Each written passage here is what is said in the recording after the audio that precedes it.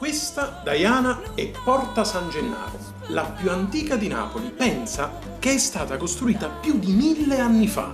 Davvero? Così tanto? Sì, fu costruita al tempo in cui i pirati e altri nemici facevano cose terribili in tutto il regno e la città doveva difendersi da loro. Napoli aveva una sola porta, Francesco. No, ne aveva molte, alcune ancora esistenti come Porta Capuana oppure Portalba. E i nemici di Napoli poi riuscivano a entrare? C'è un proverbio napoletano che dice ricetto pappe c'ha la noce, rammo tiempa cate sportosa. Vuol dire che chi ha tempo e pazienza può arrivare dove vuole.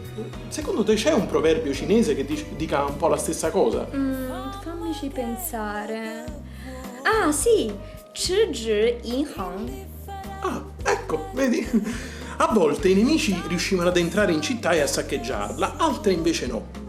Per esempio, una volta l'esercito dei Longobardi, un popolo nemico che veniva dal nord, assediò Napoli per molti giorni.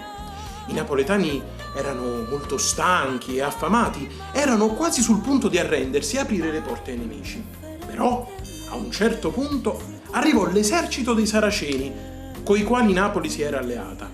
I Saraceni fecero una grande battaglia, sconfissero i Longobardi e liberarono la città.